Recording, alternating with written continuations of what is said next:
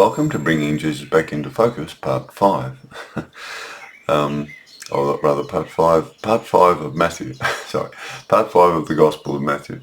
It's from the book, the Gospels of Jesus Unplugged, which is available March the 11th. Today it's published around the world, 2026.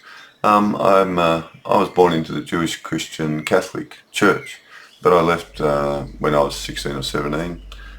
Because they were teaching that the Jewish God Yahweh, which is a two-headed God, that's the most accurate description that I can think of to describe Yahweh. One body called Yahweh with two completely opposite opposing gods on it. A brutal, murdering, thieving war god, genocidal, the same war god as Mars, the Greek war god Ares, or the Egyptian war god Sekhmet.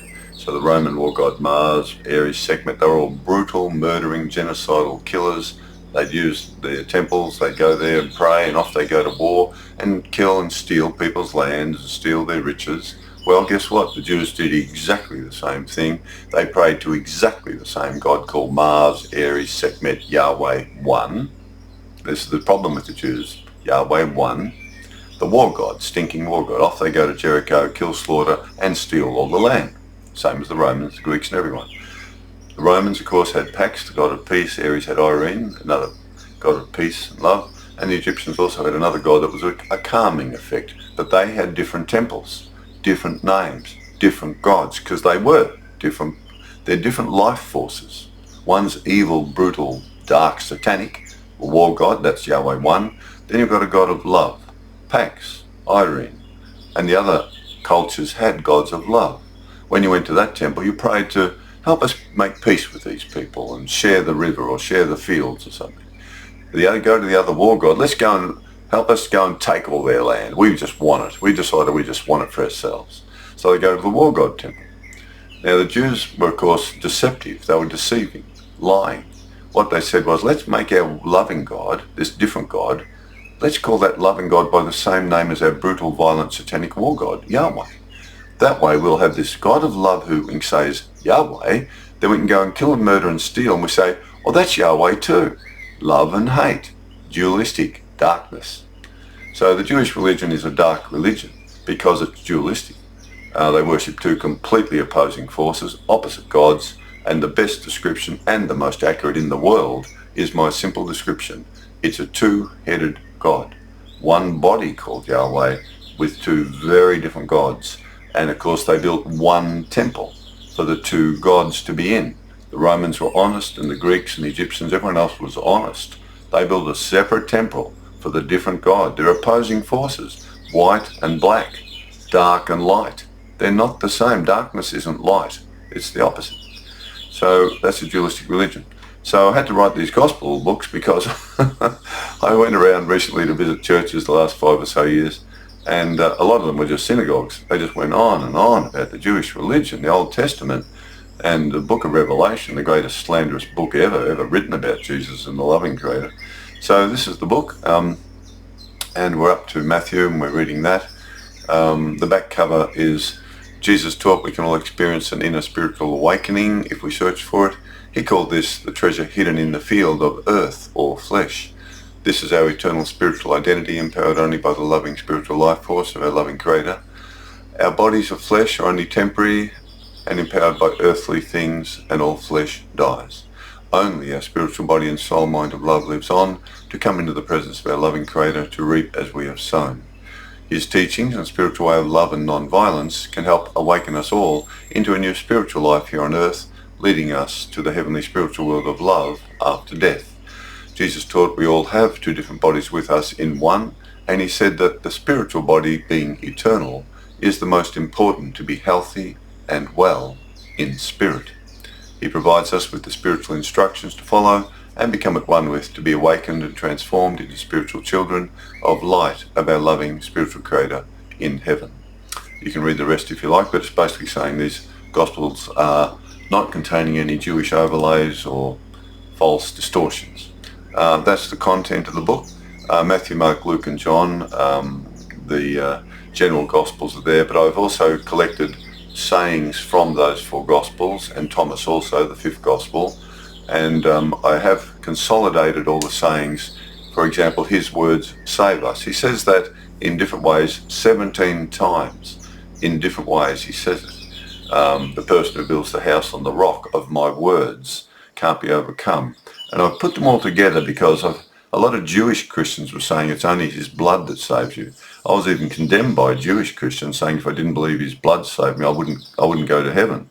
I said, well, he didn't say that 17 times. He actually said his words save us 17 times. That he's very involved in the Jewish religion, like so many Jewish Christians are. They love Yahweh. They love the war god. They love this idea that Jesus and this Yahweh war god's coming back to kill all the children who didn't believe in Jesus. I mean, it's horrific. Such slander. So anyway, that's my book. So you'll find it's a bit different. It's a bit more full of love, I would hope, and the truth of Jesus, who is love and non-violence. That's the only way I've ever seen him since I was a child. I'm not changing. Certainly not for Jewish Christians. Cut the Bible in two, put the Old Testament on the shelf with the other religions, rip out the book called the Revelation, which is the book of Daniel from the old Jewish religion, and burn it. That's my advice. We'll carry on there with Matthew part 5, I think. A divided house falls. Matthew 12:22-30. A demon-possessed blind and mute man was brought to Jesus, and he healed him so he could speak and see. All the multitudes were amazed, but the Pharisees said, he casts out demons by the power of Satan, the ruler of demons. Jesus said, every kingdom divided against itself is brought to desolation, and every city or house divided against itself will not stand. If Satan casts out Satan, he is divided against himself. How then will his kingdom stand? And if I, by Satan's power, cast out demons, by whom do your sons cast them out? By this let them be your judges. But if I cast out demons by the loving spiritual life force of our loving Creator, surely the heavenly spiritual world has arrived upon you.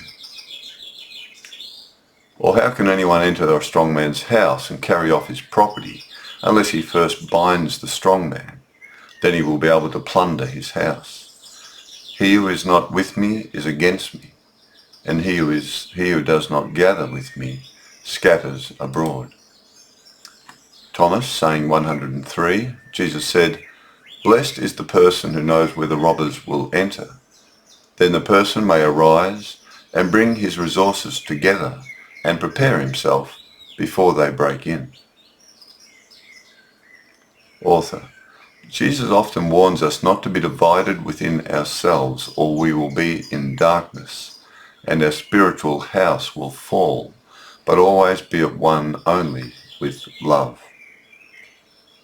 He was able to perform these miracles by only acknowledging the loving spiritual Creator and her loving spiritual life force, which opposes all satanic evil, just as light destroys all darkness.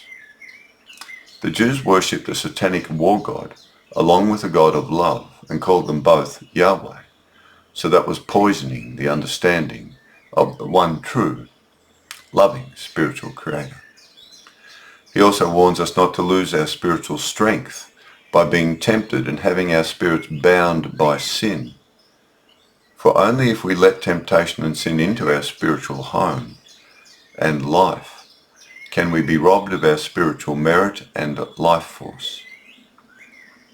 If we become aware of a temptation or dark way about to encroach on our life, we must counterattack it with the spiritual qualities of love, light and truth that come forth from heaven.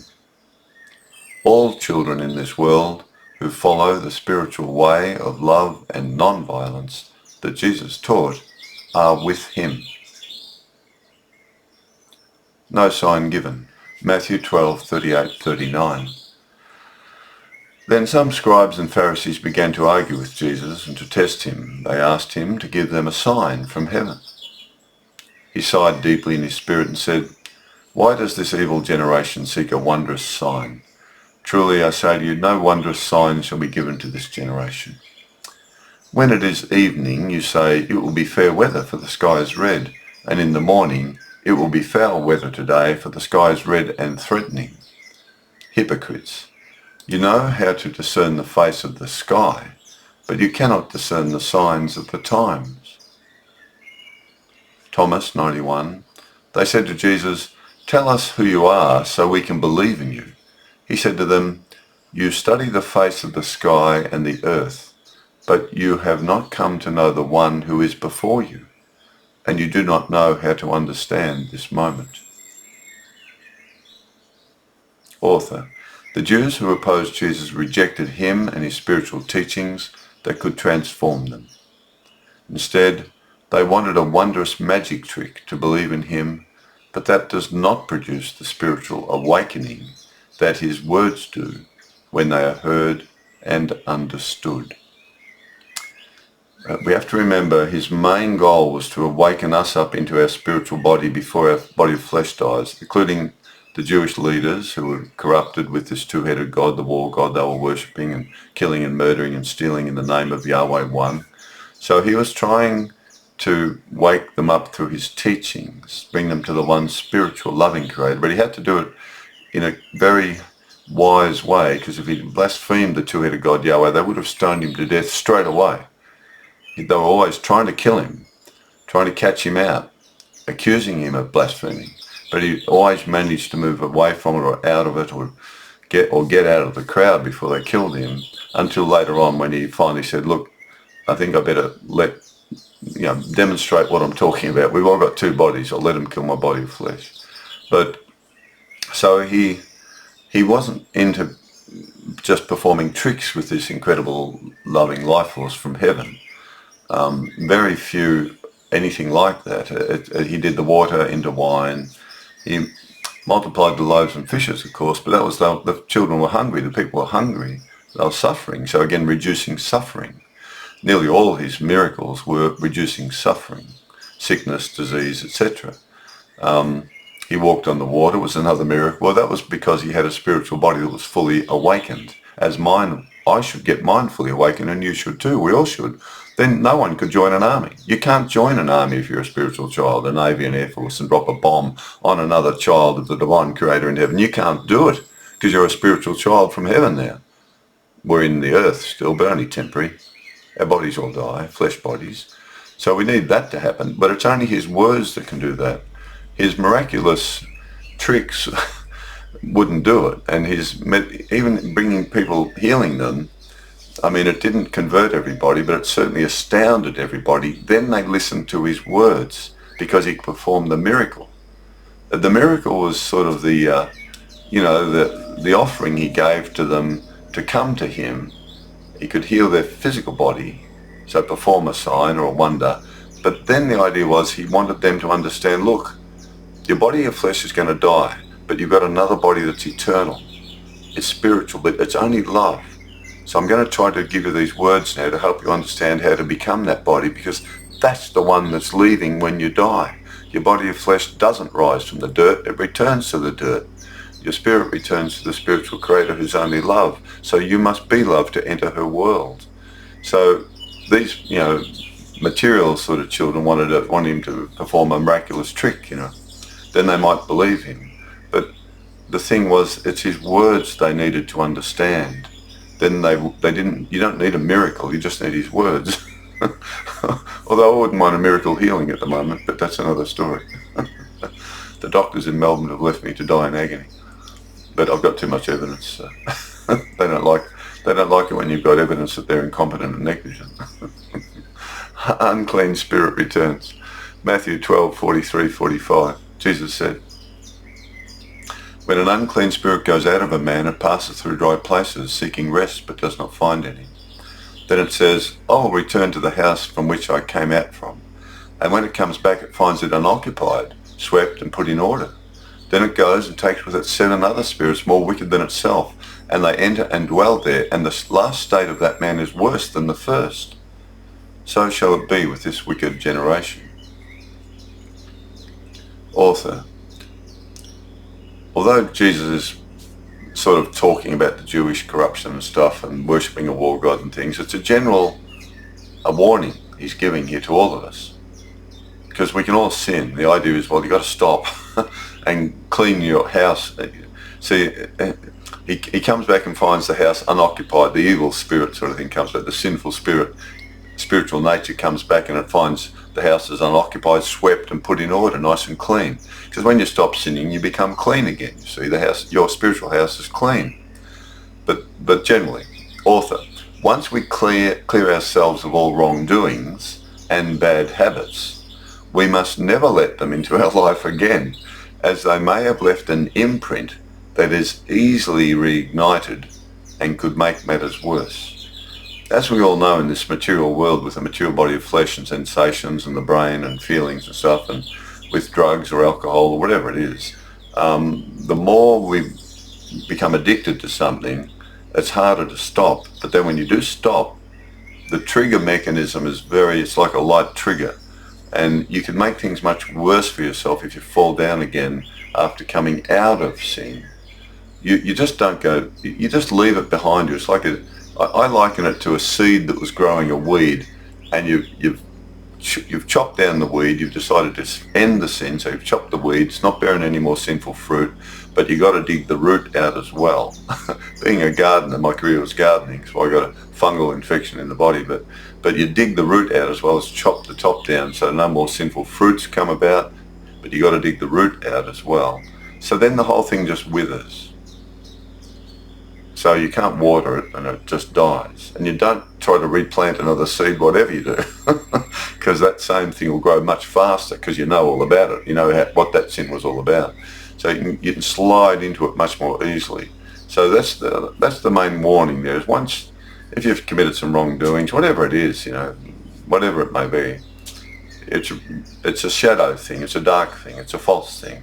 So you stop doing it, but you must be careful not to let it back into your life because of its power of what I call the imprint of your memory. The past is still there. The past exists in your memory. You don't want to go back there. You want to move forward towards heaven where there is no sin, is no evil. So stay like that, facing heaven, so the light of the loving one shines on you and there's nothing between you. Because remember, to sin, to commit a wrongdoing or evil, you have to turn you back to the light, back to the loving Creator. You have to cast a shadow figure that's false, and you move into the shadow figure that you've cast yourself by turning your back on heaven, on the loving life and the spiritual world of heaven and the light and love that's there. You've cast a shadow, created an ego, false identity, and you move into the shadow. So always face the light, because if you're facing heaven fully, you can't sin. You're connected. Heaven's only love. Stay with love. Stay with it. Stay with it. Stay with it. No matter what's happening to you, stay with it. Don't give up. Even when people hurt you or abandon you or abuse you, stay with love. Keep facing heaven. Heaven's only love. It really exists. It's really there. You'll find out when your body of flesh dies that it really exists. You can even find out now, though. You can get help from heaven now if you really connect to it. You'll know that they can see you. They'll let you know. Unclean spirit returns. Oh, we just did that one, did we? Yep, we just did that. I ramble on. The families of Jesus. Matthew 12:46 to 50. Jesus went home and the crowd came together again with so many that they could not even eat. And people were saying, he is possessed by a spirit himself. And when his family heard of this, they went out to seize him and stood outside because of the large crowd calling to him. And they told Jesus his mother and brothers were outside calling him. But he replied, who are my mother and brothers? And stretching out his hand to those gathered around him, he said, here are my mother and brothers, for whoever follows the spiritual way of our loving spiritual Creator in heaven, of love and non-violence, is my mother, brother, and sister. Author, we all have two different families, our biological earthly family and those children in this world who have awakened to become spiritual children of love and non-violence of our loving Creator in heaven. The only difference between everyone on earth is how awakened are you to being a spiritual child of love and non-violence. To whatever degree that is how, that's the only difference. You're either very awake and fully awake, partially awake or fully asleep, but not only that, you've moved into a dark, false shadow, satanic figure like the warmongers now. They've moved right out of their spiritual identity altogether into a fake identity. So as to what degree you are living out of this spiritual life force in you, to that degree you are a brother of, or sister, or mother, or father of Jesus. You're in the same family. We're spiritual children of light. All spiritual children of light are full of love and non-violence. So that's the family. That's the spiritual family. And they do exist here on earth. Everyone leaves who's a spiritual child and goes to heaven, who's a child ready to go. But the thing is, they are here. And they're in all different religions and all different walks of lives, and atheists are also spiritual children of love and non-violence. Don't forget that. I'm not one of those Jewish Christians who says, oh, only Jesus followers are going to go to heaven. I say, don't say that rubbish. Stop slandering it. Anyone can follow his way, but it has to be his way of love and non-violence. But you might hear it from someone else, from Buddha, or somewhere else in another religion, or from your parents. You might be just a humanitarian. You just might be naturally that way, and you live that way. Or if you live out of that way, you're going to reap the fruits of love and non-violence, which is heaven. And you might meet Jesus there and go, I heard about you while I was on earth. Oh, did you? I'm glad you made it. How'd you come here? Oh, I was just a humanitarian working on, war zones, helping people who were blown to pieces by the satanic children. Oh, excellent. Well done. Very good. Glad you're here. Love and non-violence. Sower of seed parable. Matthew 13:1-9. Jesus began to teach by the sea, and as the crowd was large on the shoreline, he sat in a boat in the water to speak to them. And he taught many things using parables. He said, a sower went out to sow seeds, and as he sowed, some of them fell along the path, were trodden underfoot, and birds came and devoured them. Other seed fell on rocky ground without much soil, and it sprang up, but because they had no depth of soil, when the sun rose, they were scorched, as they were not deep-rooted, and lacking moisture, they withered away. Other seed fell among thorns, and the thorns grew up and choked the seed, and it yielded no grain. And other seed fell into good soil, and grew strong, and brought forth grain, some 30-fold, some 60-fold, and some 100. He who has ears to listen and understand, let him hear and understand what I'm saying. Author. We must always remember that not everyone has come into good contact with the beautiful spiritual teachings of great teachers like Jesus and Buddha. Life's circumstances can have a serious impact on whether we find the spiritual teachings or not. Never judge those who have no spiritual belief, for you do not know their background. Rather cherish your own good fortune and share your spiritual beliefs with those who may be interested. Not having spiritual belief doesn't mean you won't be in the spiritual heavenly world. I'm not saying that. But the spiritual teachings are the same for everyone. The core is love only, non-violence. The main characteristics or dispositions or the new covenant that's what Jesus called your new spiritual body. When your spiritual body leaves your body of flesh at death, which it will, it has to be the new covenant that he's talking about, that his own spiritual body left. It was perfect. There was no wounds in it or anything. He had a spiritual body. He taught that.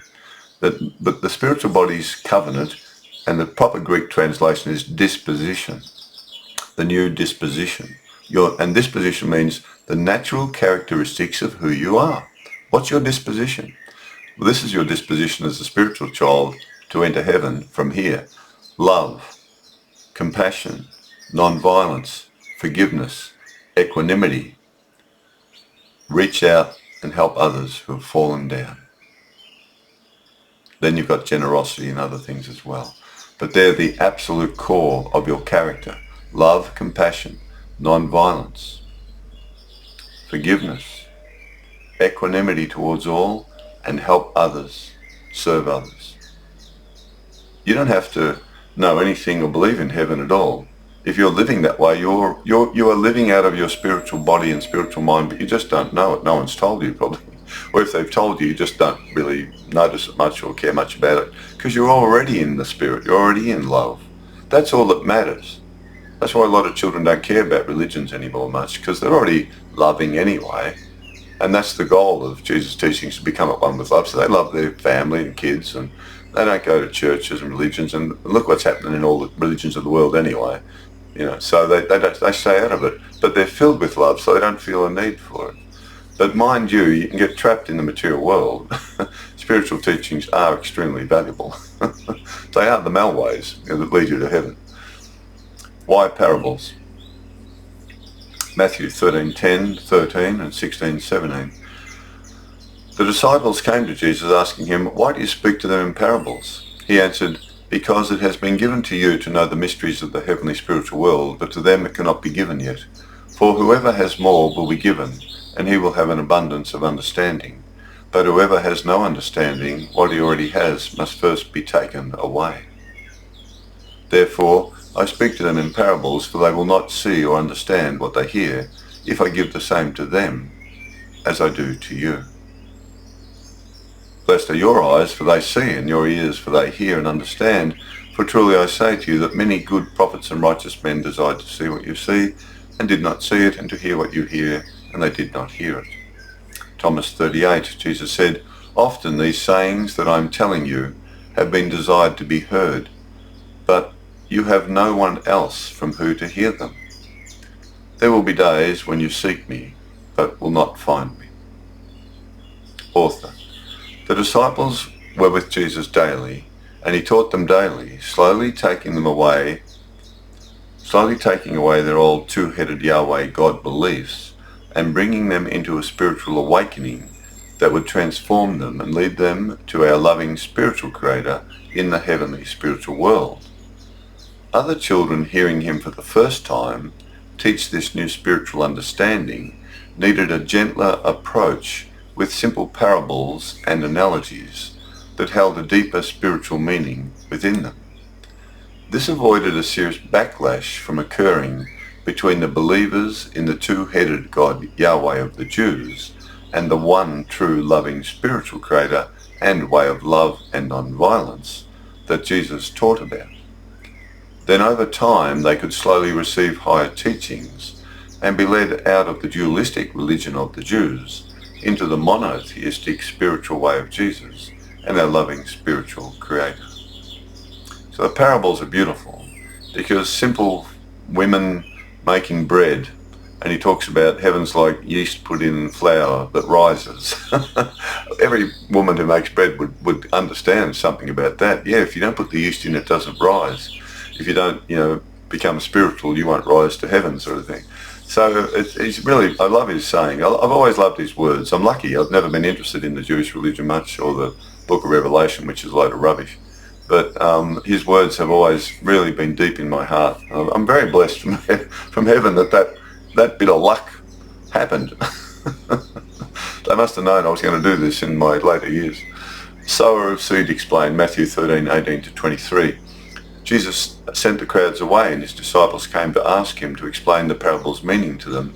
Jesus said, "Do you not understand this parable? How then will you understand all the other parables? To you it has been given to know the mystery of the heavenly spiritual world, but those who are not with you must receive it in parables, for they are not yet ready to receive it directly." The seed are the words describing the spiritual way of love and non-violence of our loving Creator in heaven. The seed that falls along the path are those who hear the words but do not understand them, and this allows Satan to come and distract them, taking their attention away from the spiritual words towards other worldly things, and they lose the words. Or they simply reject them. The seeds sown on rocky ground are those who hear the spiritual words and immediately receive them with joy, but they do not have a deep enough belief. So they endure only for a while until the spiritual way is challenged by temptation, suffering, or persecution, and because they are not strong enough in belief, they depart from the spiritual way. The seed sown among thorns are those who hear the spiritual words, but the cares of this material world and delight in riches and physical pleasures enter in and choke the words, and they are spiritually unfruitful. The seed that is sown on good soil are the ones who hear the spiritual words, understand them, and hold on to them with an honest and good heart, and they bring forth spiritual fruit, some 30-fold, some 60-fold, some 100-fold. Author. To hear the spiritual teachings and understand them and live by them in a dangerous material world full of various distractions and evils is indeed a real achievement. I'll just repeat that. To hear the spiritual teachings and understand them and live by them in a dangerous material world full of various distractions and evils is indeed a real achievement. Please do it. Let's stop all armies in the armaments industry. Achieve this personally. I'm doing it. You do it too. If enough of us do it, we can change the world. Jesus lists a few of the reasons why some children fail to receive the spiritual words and way that Jesus taught. It is worth noting that even the disciples were still having trouble understanding the fullness of the new spiritual way of love and non-violence that Jesus was teaching, despite being with him every day. But they had yet to leave behind the two-headed God Yahweh of the Jews, to be born again as a spiritual child of our loving spiritual Creator.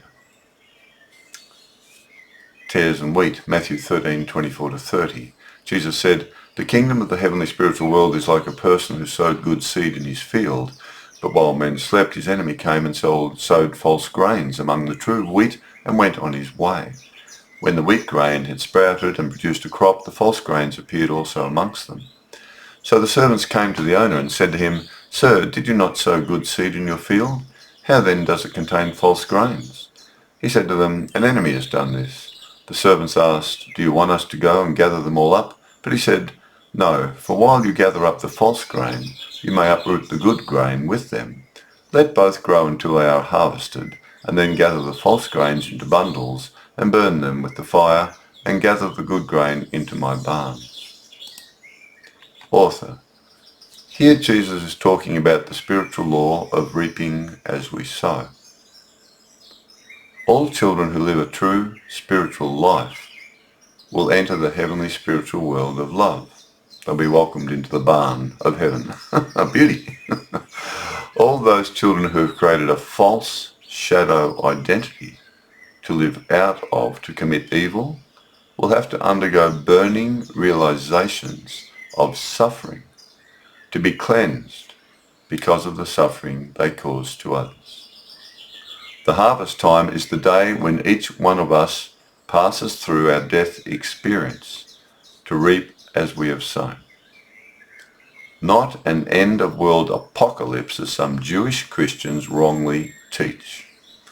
So the tares and the wheat, it's pretty much a straightforward parable about children who indeed are true good grain, healthy grain of goodness and love and nourished with love, the good grain. Then there's these false grain. The tares were what they'd call a false grain. It's not wheat. You couldn't get nourishment from the false grains, you see, because false grains, you couldn't get the nourishment that you could from, say, the wheat grains. And false people, when you talk about Netanyahu, Putin, the Israeli army, Russian army, Hamas, all these people, they're false now, they're liars. They're false. They're a lie unto themselves. They're shadow figures. The thing is, they've got no nourishment in them of the loving spiritual life force, you see. They're the false grains, devoid of spiritual life force now. They can get it back if they want to, but they better hurry up. And they better say sorry to the world. So, and all the children they've killed, of course. So they're the false grains in the world. The good grains are those who don't get involved with these satanic children, don't support them in any way whatsoever. So that's the simple meaning of that parable. So we'll leave that one there, and we'll just once again move on to the next section 6. I think this is section 5 or part 5 of Matthew. So I'm really enjoying talking about Jesus and his teachings and the loving spiritual creator, not Yahweh. I've never thought Yahweh was my God. Why would I? I'm not going down to Jericho to murder everyone because Yahweh tells me to. If some God told me, "Oh, go over to Sydney and murder everyone and steal their land," I'd go, "Oh, piss off." Who are you, pal? Get out of here, you bum. See, so that's not Jesus, and it's not the God of love, you see. That's some other bum. who's called Yahweh One, who's a satanic war god. That's why Jesus said, you're children of Satan. He was a murderer and a liar from the start. You see, liar, false identity. So everyone who worships Satan, Putin worships Satan, Netanyahu, the Israeli army, Russian army, Hamas, Ukraine, they all worship Satan, death. So therefore, Satan's a liar, right? Creates false identities in you. You become a false, fake identity. You can only kill if you're a dark shadow figure. You have to be false. They're the tares, the false grains. Regretfully, as Jesus said, they'll be sort of collected and thrown in the fire. But the fire is, the best way to describe it from my understanding of Jesus and what he's saying, and Buddha too, it's the burning realizations of what you've done after you die. And it's just your spiritual body that's there. But then you have to undergo what you caused. Well, with what measure you give, it'll be given back to you. And not just in understanding, which is one of the meanings of that saying, what you give to others, you'll get back, basically. It's karma. It's the karmic spiritual law of reaping what you sow. So there you go. We'll move on to the next little bit. But I do enjoy talking about his teachings, and I just hope that if you listen to my understanding, because as I said, I'm a Christian, I'm not a Jewish Christian, so I'm not poisoned by the Jewish religion at all. Not at all. I didn't realise how rare that was. I thought, well, everyone must know that. But no, they don't know it. They're brainwashed. So not to worry. So I'm happy to just help them. No, cut the Bible in two. We don't need the Old Testament in the Christian church at all. Not at all. There can be a reference book up on the shelf when Jesus talks about Isaiah or this or that or Moses. Oh, who's that guy? You can look it up, But that's not our religion. That's their Jewish religion. They worship two gods, not one. That's their problem. It's not my problem. I'm a Christian. I only worship the loving spiritual creator that Jesus was at one with. He said, her love is like the sun that rises on the good and on the evil. Her love is like the rain that falls on the just and the unjust. She's kind to the ungrateful and the evil. Unless your love is as perfect as her love, you're not getting into heaven. They're his words. Hard to believe how the Jewish Christians don't read or understand his words. Incredible. As always, love your way to heaven. You can do it. You can be loved. Do it. You're going to be challenged, but do it anyway. You're going to be disappointed and let down. You're going to be hurt. Do it anyway. Keep loving until you leave in your spiritual body. Your spiritual body's going to leave your physical body behind. It's dead. There's nothing in it. Jesus said, feed it to the vultures. They're his words in the Gospels. I agree. Buddha agrees. Something leaves, but it's not your body of flesh. That's for sure. So love your way to heaven or hate your way to hell. The choice is yours. They won't throw you into hell. They won't drag you into heaven. You choose to go there or not go there or go somewhere else. The choice is ours. That's what free will's for. I'm choosing heaven. I'm not saying I'm a saint. I'm only the son of a saint. There's my mum there. She was a saint. That person there, she was a true saint on earth. And anyway, bless her. Love your way to heaven. That's the main one to remember.